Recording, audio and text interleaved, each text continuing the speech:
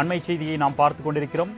தென்காசி மாவட்டம் குற்றாலம் பகுதிகளில் பெய்து வரும் தொடர் மழை காரணமாக குற்றால அருவிகளில் தற்பொழுது வெள்ளப்பெருக்கு ஏற்பட்டிருக்கிறது. அதனை நாம் அண்மை செய்தியாக பார்த்துக் கொண்டிருக்கிறோம்.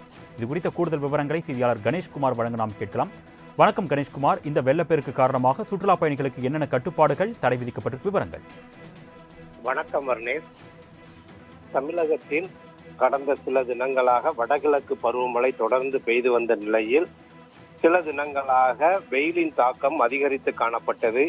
இந்த நிலையில் வங்கக்கடலில் திடீரென உருவான காற்றழுத்த தாழ்வு நிலையின் காரணமாக நேற்று காலை முதலே தென்காசி மாவட்டத்தின் பல்வேறு பகுதிகளில் தொடர்ந்து கனமழை பெய்து வருகிறது.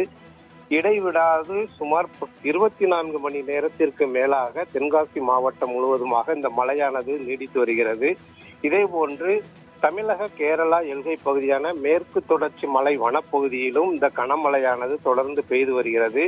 இதனால் புகழ்பெற்ற சுற்றுலா தலமான குற்றால மெயின் அருவி, ஐந்தருவி, பழைய குற்றால அருவிகளில் வெள்ளப்பெருக்கு ஏற்பட்டது. இதனைத் தொடர்ந்து இன்று மார்கழி மாத பிறப்பு என்பதாலும் விடுமுறை தினம் என்பதாலும் காலை முதலே சுற்றுலா பயணிகளின் கூட்டமும் ஐயப்ப பக்தர்களின் கூட்டமும் அதிகரித்து காணப்பட்டது.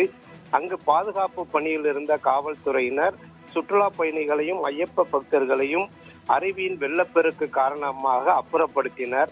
இந்த நிலையில் சுமார் அரை மணி நேரத்திற்கு முன்பாக திடீரென காட்டாற்று வெள்ளம் ஏற்பட்டது. இதனால் அனைத்து அருவிகளை சுற்றிலும் சுற்றுலா பயணிகள் அப்பகுதிகளுக்கு செல்ல முடியாமல் தடுப்புகள் அமைத்து நிறுத்தப்பட்டது. மேலும் இன்று விடுமுறை தினம் என்பதால் அதிகமாக வந்த ஐயப்ப பக்தர்களின் கூட்டமும் சுற்றுலா பயணிகளின் கூட்டமும் குளிக்க முடியாமல் ஏமாற்றத்துடன் செல்ஃபி எடுத்து செல்கின்றனர்.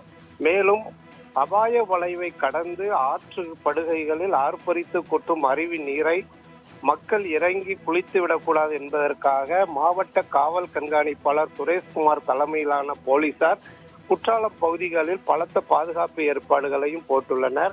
மேலும் தொடர்ந்து இப்பகுதியில் மழை நீடித்து வருவதால் நீர்பிடிப்பு பகுதிகளான கடனாநதி அணை, ராமநதி அணை, கருப்பாநதி அணை, குண்டாறு, அடவி நெய்னார் அணைக்கு நீர்வரத்தும் அதிகரிக்க தொடங்கியுள்ளது. இதனால் இன்னும் 2 தினங்களுக்குள் இந்த அணைகள் அனைத்தும் முழு கொள்ளளவை எட்டக்கூடிய சூழ்நிலை ஏற்பட்டுள்ளது. மேலும் இடைவிடாது பெய்து வரும் கனமழையாக தென்காசி மாவட்ட பகுதிகளின் பொதுமக்களின் இயல்பு வாழ்க்கை பெரிதும் பாதிக்கப்பட்டுள்ளது. அருணேஷ்,